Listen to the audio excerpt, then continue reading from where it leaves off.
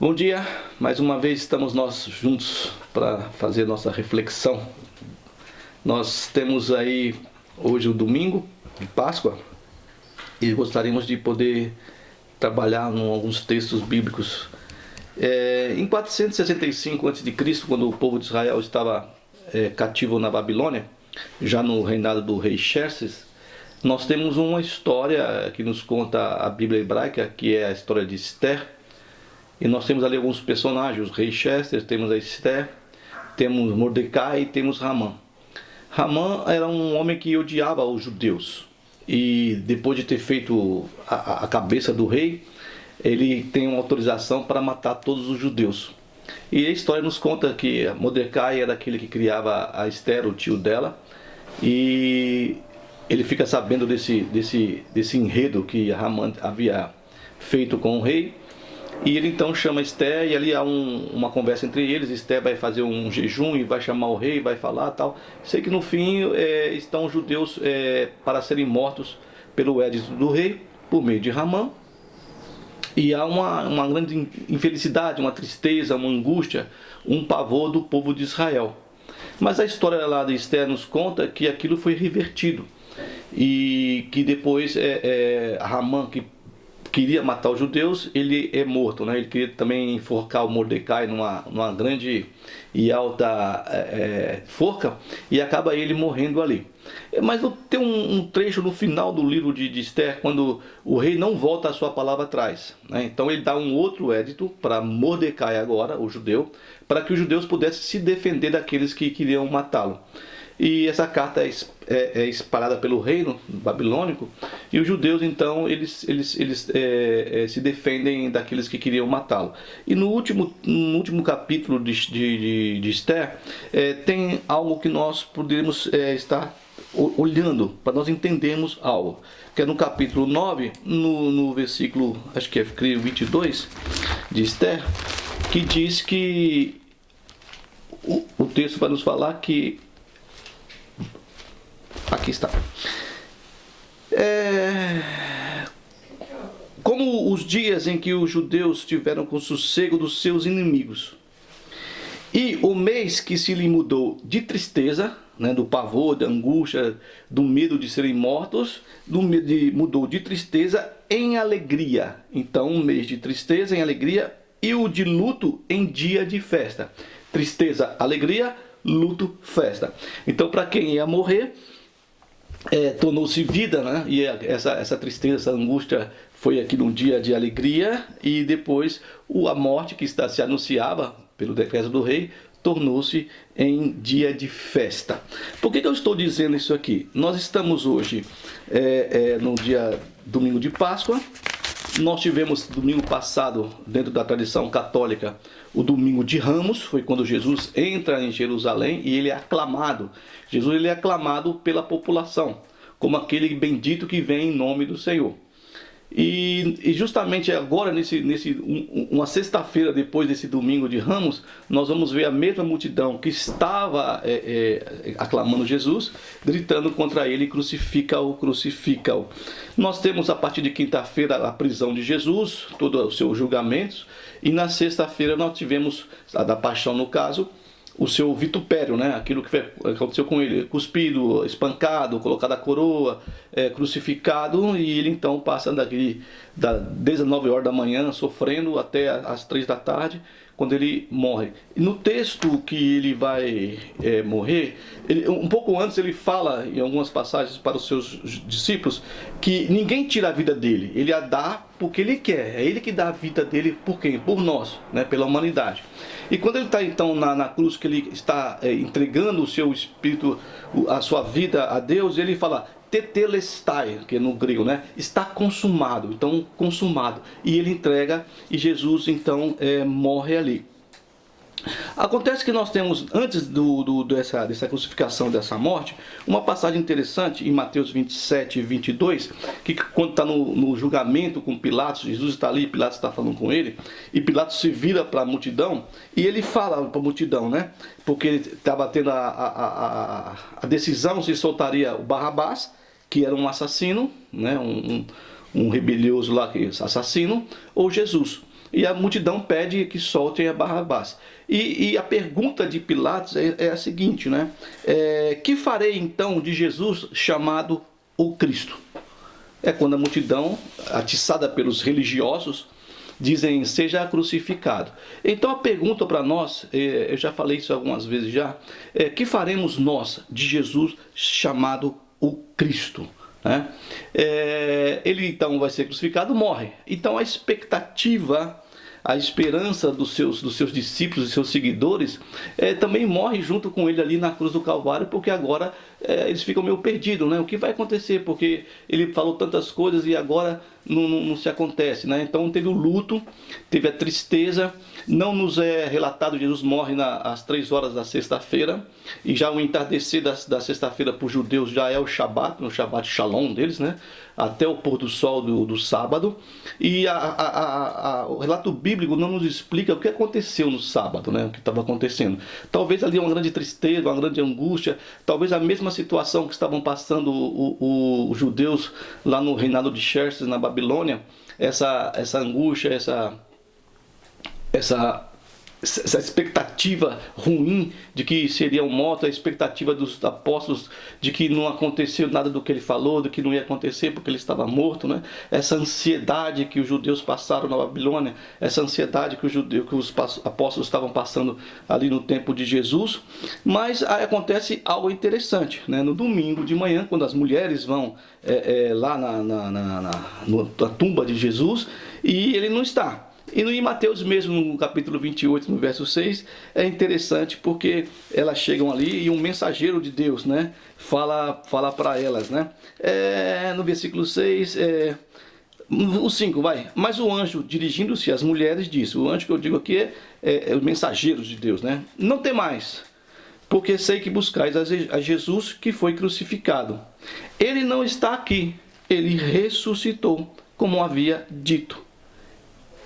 Vem aqui ver que já está vazio o túmulo dele. Então houve essa ressurreição. Né?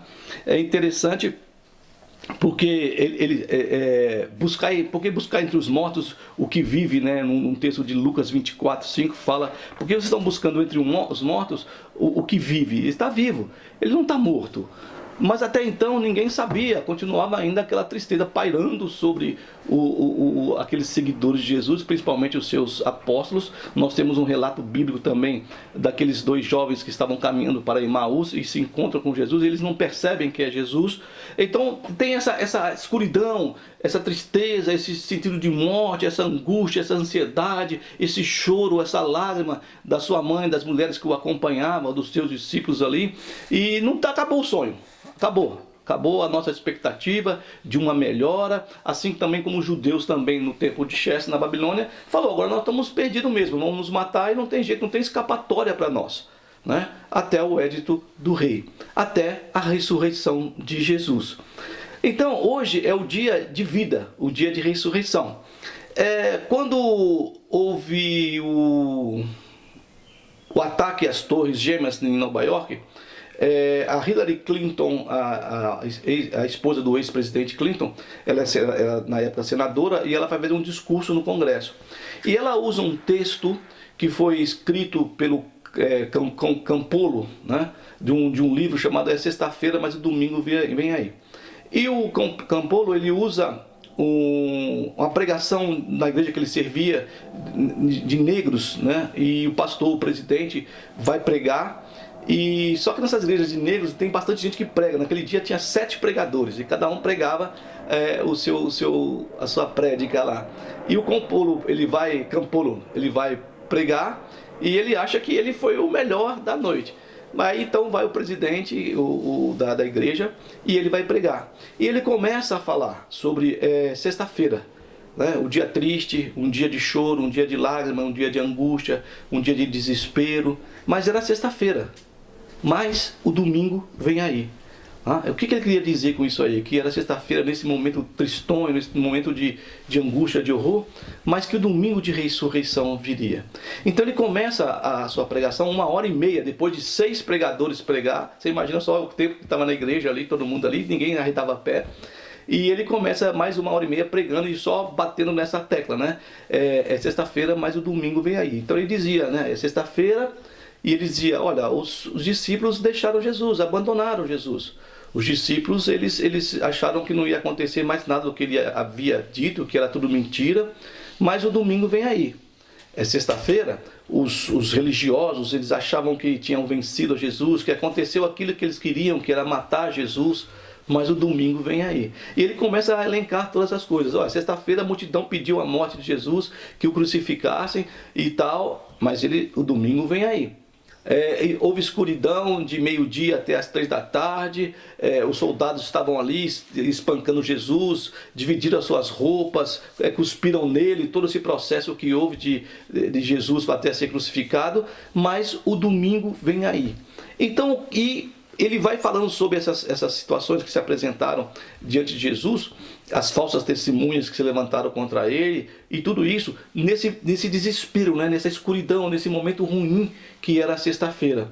Mas ele tinha a visão de que o domingo viria aí. O domingo da ressurreição, de vida, de alegria, que é a mesma coisa que eu estou usando aqui um paralelo com o texto de Esther, dizendo, olha, que transformou o que era escuridão em claridade, que transformou o choro em alegria, o dia de luto em festa.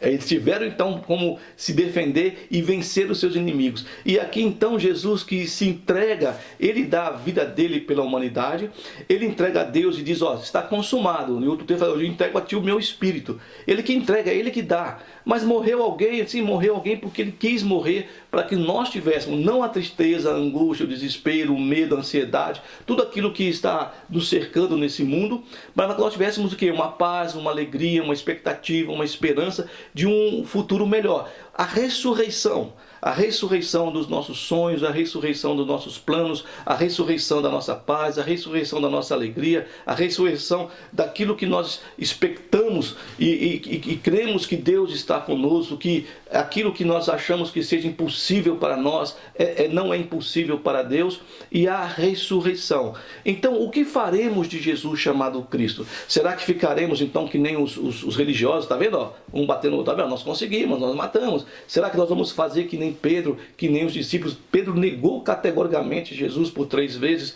Os discípulos abandonaram lá no Getsemane, quando ele foi preso, deixaram ele só, né? E ele diz que no texto de Salmo usado em relação a Jesus, que me abandonaram, eu fiquei só, né? Vou ferir o pastor e as ovelhas vão fugir. E acusações e julgamentos, e ele vai para Pilatos, ele vai para Herodes, tudo mentira armada contra ele, que ele não estava fazendo nada de errado, né? O que eu fiz de errado, né? Ele pergunta, né? E Pilatos ainda pergunta para ele algo interessante, o que é a verdade, né? Ele fala assim, a verdade, eu sou o que é a verdade, né? Só que ele não espera ouvir de Jesus o que é verdade. Então, do que sobra, do que acontece depois, lá em Esther, depois dessa perseguição, dessa tentativa de destruição de um povo, se estabelece a festa do Purim. A festa do Purim dos judeus, que também é no mesmo tempo do nosso carnaval, que é um tipo de carnaval. É uma festa para se comemorar a vitória, comemorar a libertação.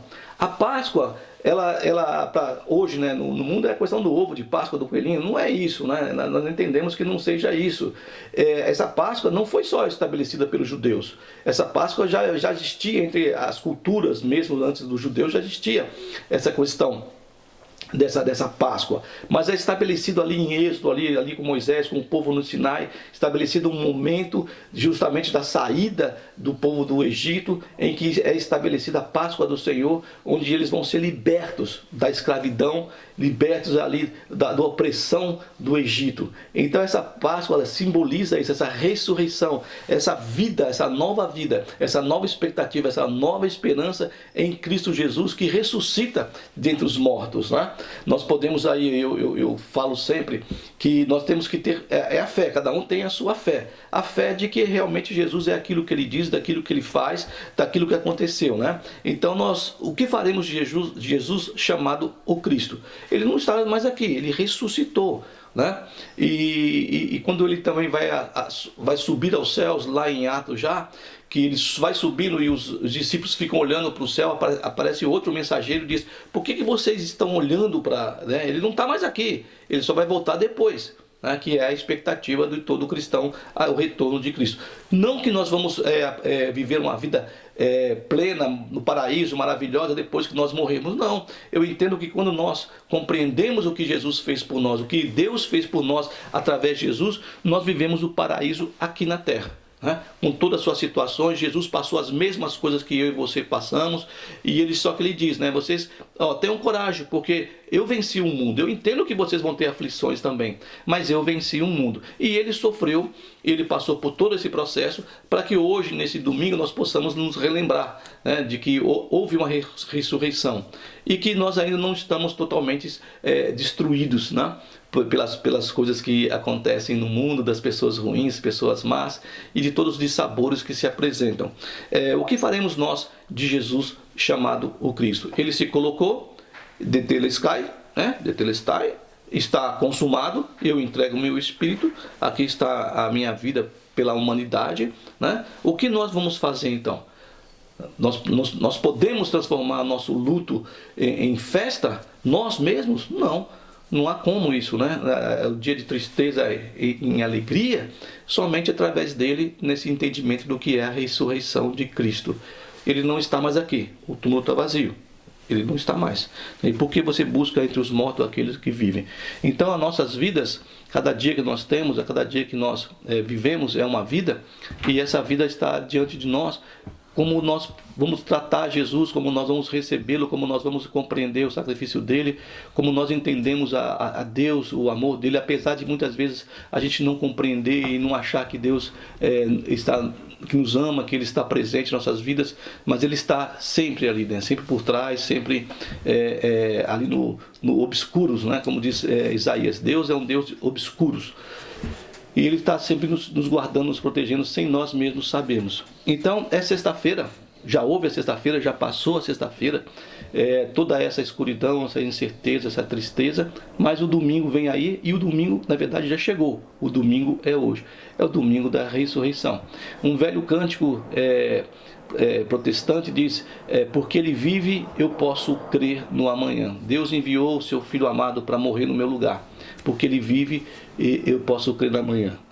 Então, que Deus abençoe a sua vida e que você possa então analisar aí o que Jesus é para você e entender, né, essa festa do Purim, que foi a destruição que estava para ser feita sobre o povo de Israel, ali cativo no templo na Babilônia, e a mesma paralela que estou usando para essa festa que é a ressurreição. Houve morte, todas essas coisas tristes, mas o domingo chegou, o domingo vem aí. E pode ser que seu domingo não seja hoje, pode ser que não seja hoje, né? Mas o seu domingo vem aí. Você pode estar passando uma sexta-feira e ela pode se prolongar por essa semana, por esse mês, talvez até por esse ano, mas o seu domingo vai chegar. O domingo de ressurreição, o domingo de alegria, o domingo de júbilo, assim como houve luto em vida e tristeza em festa, ou luto em festa e tristeza em alegria para você. Que Deus abençoe esse domingo maravilhoso, que Deus abençoe a semana que está chegando para nós aí, cada um de vocês, a sua família, a sua casa, e tetelestai, está consumado, tá bom? É sexta-feira, mas o domingo vem aí. Um grande abraço para você.